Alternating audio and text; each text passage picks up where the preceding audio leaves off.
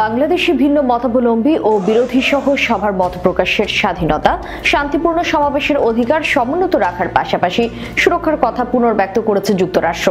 Washington সময় মঙ্গলবার press ব্রিফিংয়ে এক সাংবাদিকের প্রশ্নের জবাবে মার্কিন পররাষ্ট্র দপ্তরের প্রধান উপমুখপাত্র বেদান্ত প্যাটেল কথা বলেন।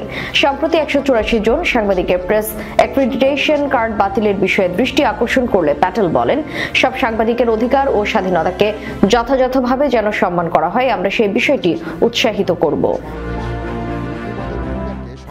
সাংবাদিক জানতে চান, 10 নভেম্বর ঢাকায় আওয়ামী লীগ নেতাকর্মীর রাজনৈতিক সমাবেশ করতে বাধা দেওয়ার পদক্ষেপকে যুক্তরাষ্ট্র কিভাবে দেখছে? ডক্টর ইউনূসের নেতৃত্বাধীন অন্তর্বর্তীকালীন সরকারের প্রতি যুক্তরাষ্ট্রের বার্তা কি? তার সমর্থকরা এর আগে বাক ও সমাবেশের স্বাধীনতার পক্ষে কথা বলেছেন। জবাবে বেদান্ত প্যাটেল বলেন, আমরা ভিন্ন মতের ও বিরোধীদের সহ সবার মত প্রকাশের স্বাধীনতা ও শান্তিপূর্ণ সমাবেশের অধিকারের সমর্থন করি। আমাদের দৃষ্টিকোণ থেকে এসব স্বাধীনতা যে কোনো গণতন্ত্রের জন্য অপরিহার্য উপাদান। আমরা নিয়মিতভাবে বাংলাদেশের অন্তর্বর্তী সরকার সহ আমাদের সব অংশীদারদের এই সমর্থনের কথা জানাই।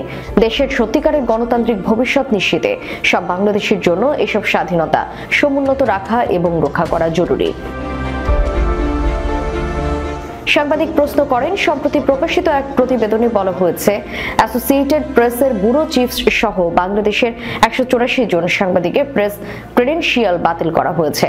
এই পরিস্থিতিতে বাংলাদেশ সাংবাদিকদের নিরাপত্তার অধিকারের সমর্থনে গণমাধ্যমের স্বাধীনতার উপর এই বিধিনিষেধ মোকাবেলায় যুক্তরাষ্ট্র কি পদক্ষেপ নেওয়ার কথা বিবেচনা করছে। কমিটি টু প্রোটেক্ট জার্নালিস্ট ইতোমধ্যে ডক্টর ইউনূসকে একটি চিঠি পাঠিয়েছে। এই বিষয়ে আপনার বক্তব্য কি? জবাবে বেদান্ত প্যাটেল বলেন, আমি এই রিপোর্টটি দেখিনি। অবশ্য এটা যদি সত্যি হয় তাহলে তা হবে দুর্ভাগ্যজনক।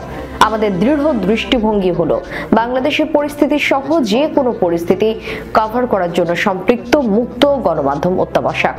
সংবাদপত্রের স্বাধীনতা এবং গণমাধ্যমের স্বাধীনতা প্রেসিডেন্টের কাছে গুরুত্বপূর্ণ, সচিবের কাছে গুরুত্বপূর্ণ। আমরা উৎসাহিত করব এবং নিশ্চিত করতে চাই যে সব সাংবাদিকদের অধিকার ও স্বাধীনতাকে যথাযথভাবে যেন সম্মান করা হয়।